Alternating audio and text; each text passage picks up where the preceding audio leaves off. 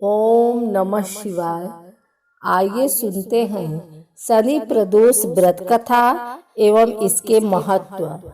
माना जाता है कि प्रदोष व्रत करने वाले मनुष्य को 2 गायों के दान के बराबर फल मिलता है। जब चारों ओर अधर्म अपने पांव पसार लेगा और हर जगह गलत कार्य किए जाएंगे, उस समय केवल प्रदोष व्रत कर शिव की उपासना करने वाला व्यक्ति ही शांति पाएगा और सभी प्रकार के अधर्मों से दूर रहेगा।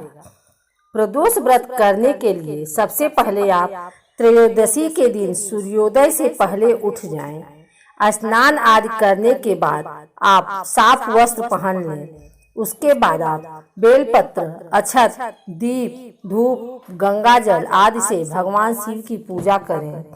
इस व्रत में भोजन ग्रहण नहीं किया जाता है। पूरे दिन का उपवास रखने के बाद सूर्यास्त से कुछ देर पहले दोबारा स्नान कर लें और सफेद रंग का वस्त्र धारण करें। आप स्वच्छ जल या गंगा जल से पूजा स्थल को शुद्ध कर लें। अब आप गाय का गोबर लें और उसकी मदद से मंडप तैयार कर लें।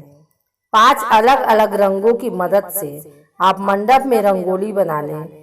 पूजा की सारी तैयारी करने के बाद आप उत्तर पूर्व दिशा में मुंह करके कुशा के आसन पर बैठ जाएं। भगवान शिव के मंत्र ओम नमः शिवाय का जाप करें और शिव को जल चढ़ाएं। धार्मिक दृष्टिकोण से आप जिस भी प्रदोष से प्रदोष व्रत रखना चाहते हो, उस वार के अंतर्गत आने वाली त्रयोदशी को ही चुने और उस वर्ग के लिए निर्धारित कथा पढ़ें और सुनें। शनि प्रदोष व्रत की पौराणिक कथा के अनुसार प्राचीन काल में एक नगर सेठ थे। सेठ जी के घर में हर प्रकार की सुख सुविधाएं थी, लेकिन संतान नहीं होने के कारण सेठ और सेठानी हमेशा दुखी रहते थे।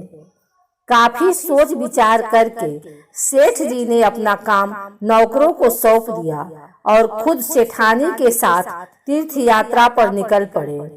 अपने नगर से बाहर निकलने पर उन्हें एक साधु मिले जो ध्यान मग्न बैठे थे। सेठ जी ने सोचा क्यों न साधु से आशीर्वाद लेकर आगे की यात्रा की जाए।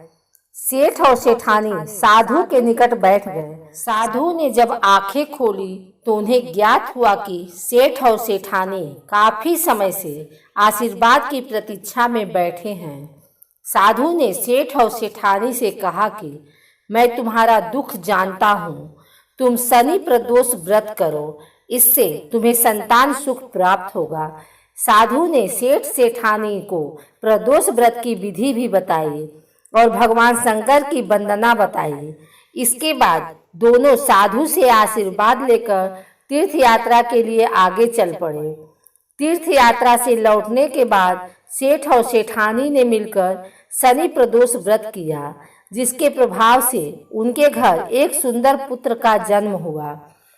शनि को मनाने के लिए शनि प्रदोष व्रत बहुत फलदायी है। यह व्रत करने वाले पर शनि देव की असीम कृपा होती है। शनि प्रदोष व्रत शनि के अशुभ प्रभाव से बचाव के लिए उत्तम होता है। यह व्रत करने वाले को शनि प्रदोष के दिन प्रातः काल में भगवान शिव शंकर की पूजा अर्चना करनी चाहिए। तत्पश्चात शनि देव का पूजन करना चाहिए।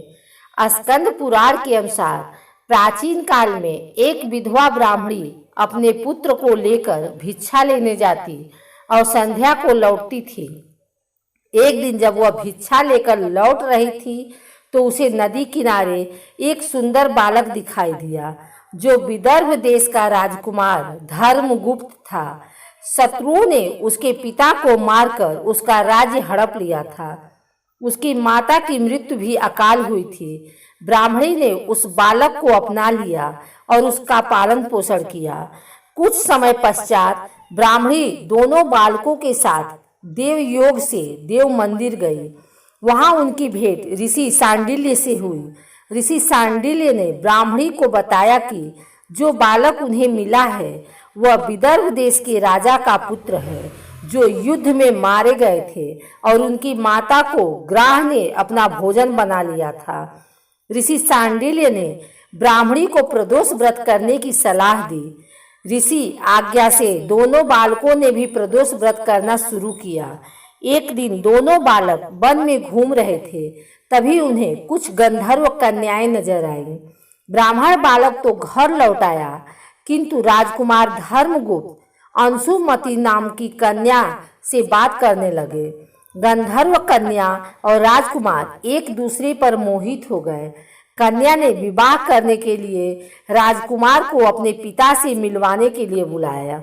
दूसरे दिन जब वह दोबारा गंधर्व कन्या से मिलने आया तो गंधर्व कन्या के पिता ने बताया कि वह विदर्भ देश का राजकुमार है।